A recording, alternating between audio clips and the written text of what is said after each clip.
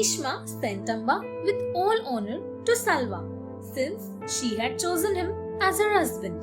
But Salva said that he had been defeated by Bhishma in the contest for Amba's hand. So he refused to marry Amba. Hurt and angry, Amba went to Bhishma, who asked Vichitravirya to marry her. But he refused because she loved Salva already. Then she asked Bhishma to marry her. He could not do so because of his vow. She prayed to Lord Kartikeya, who gave her an ever-fresh garland. Whoever wore it would be Bhishma's deadliest enemy. No one wanted to help her because everyone feared the powerful Bhishma. So she hung the garland on the gate of King Draupada's palace. She performed great penance till Lord Shiva granted her a boon. In her next life, she would kill Bhishma. Amba gave up her body. She was reborn as Draupada's child Shikandin, who would slay Bhishma.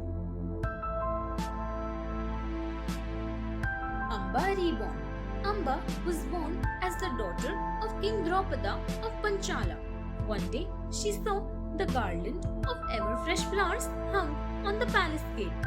No one had dared to put it on all these years. Amba wore it. Draupada was terrified that her action would bring Bhishma there in anger. So he exiled her to the forest.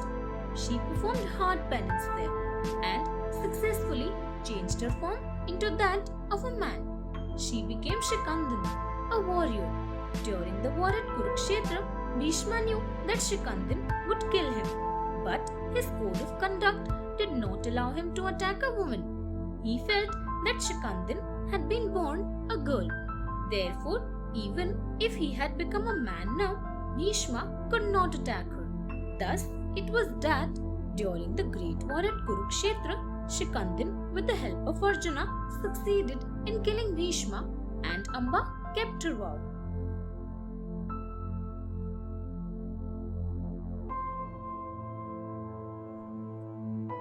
Succession at Hastinapur. Unfortunately, King Vichitravirya died without leaving an heir. Satyavati felt that her sons had died because she had been unjust to Bhishma, denying him his right as the heir. So she asked him to become king and marry the two widowed queens. But Bhishma had taken an unbreakable vow. So he refused and reminded Satyavati of her other son Vyasa. Vyasa came when Satyavati summoned him. She explained the need for an heir and requested him to take the throne of Hastinapur. Vyasa agreed to provide heirs for Hastinapur, but he did not wish to be king. Vyasa was very ugly, so when Ambika saw him, she shut her eyes. Her son Dhritarashtra was therefore born blind.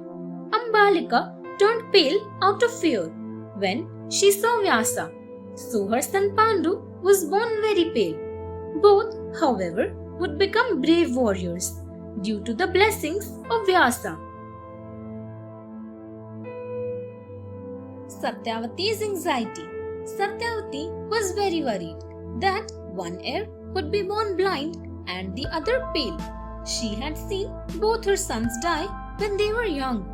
It was necessary that the successor to Shantanu should be a strong and capable warrior and leader. So she sent Ambalika once more to Vyasa. But the frightened Ambalika, instead of going herself, sent her maid to him. The maid respected the sage and served him with humility and reverence. Vyasa therefore blessed her with a wise and intelligent son, who, he said, would become an able minister of the kingdom of Hastinapur. He would be able to guide the king in all matters of state and worldly affairs. This was Vidura. The three boys grew up together in the palace and were taught all the arts required of princes. Vidura's birth in the house of the Kurus was connected with his past life. Thanks for watching. Do like, share, Subscribe to Sahil Book House.